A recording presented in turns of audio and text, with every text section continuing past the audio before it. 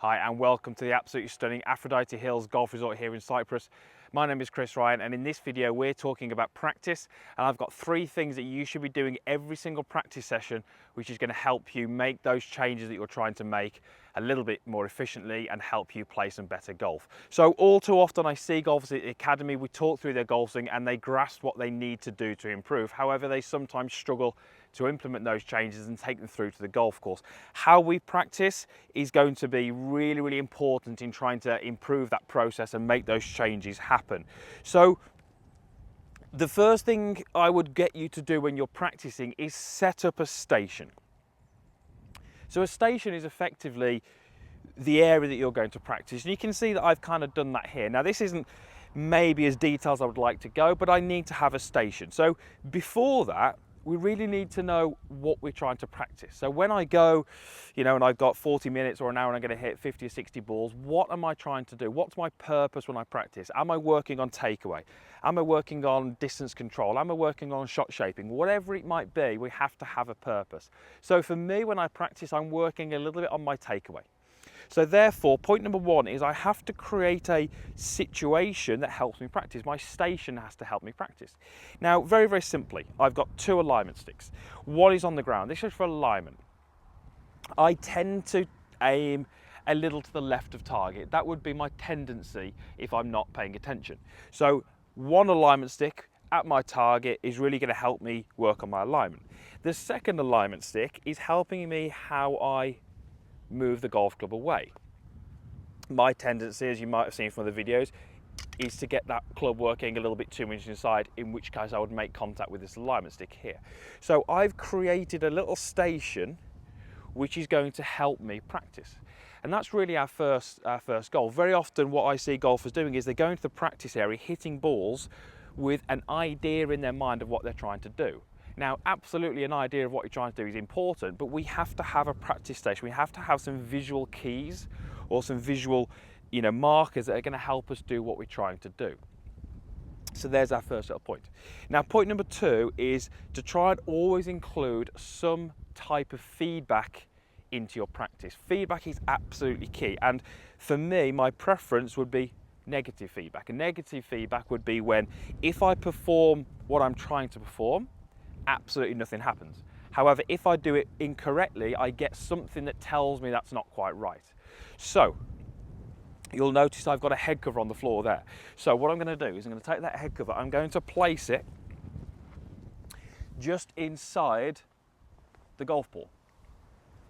Now, if you've seen some videos I've done in the past, you may well know that my tendency is to get the golf club traveling too much from in to out when I hit golf shots. I hit push shots to the right, I hit draw shots, and I hit hook shots. So I'm always constantly trying to work on my club path.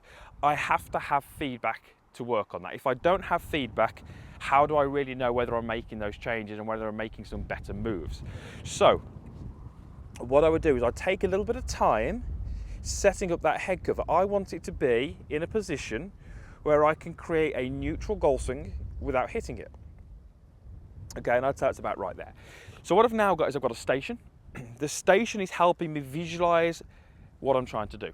I've also got some feedback. I now know that if I hit a golf shot and I make my golf swing closer to what I'm trying to do, you can see how my golf club will not hit that head cover. So this is negative feedback. If I get my golf club where it wants to go, which is more from in here, it's going to hit the head cover. So there's my negative feedback. That's going to give me the key information that I need when I'm practicing.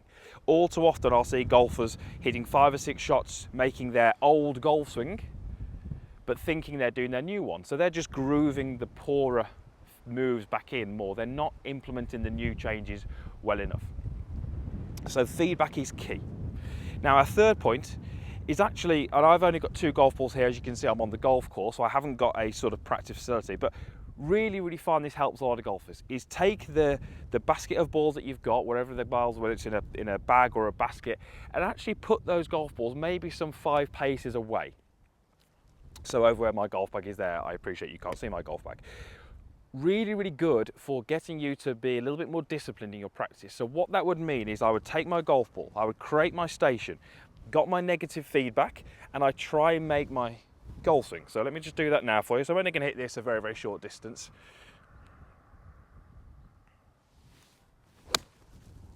okay? So balance wasn't too good, but strike was good. I missed my alignment stick going back, I missed my head cover going back through, that's my positive feedback. But now if my golf balls are some 4 or 5 paces away, I have to physically now walk over, grab another golf ball, come back, set myself up and go through that routine again. It's fantastic for just keeping you in that mode of kind of each ball is its own shot, and we have to really go through the process every time we're doing that. Very often I'll see the golf balls a little bit too close. We hit one shot before that ball's even landed, the next ball's in, it's on the tee peg and they're hitting that golf shot. So a little bit too much speed in practice is something I see all too often. And if we've got too much speed in our practice, hitting those balls too quickly, we're not really engaging in each particular one, we're not really going through the right processes, and we're not doing ourselves the best that we can do in that practice session. So if you're trying to make some changes, you have to understand what you're trying to do. That's key. But then once you understand, we have to create a good environment from which to practice.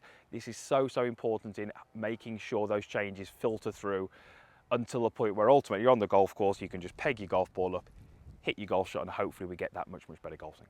So think a little bit more about your practice. A few little tweaks, a few little ideas, a few little concepts, we can improve it and we can make those changes happen much quicker.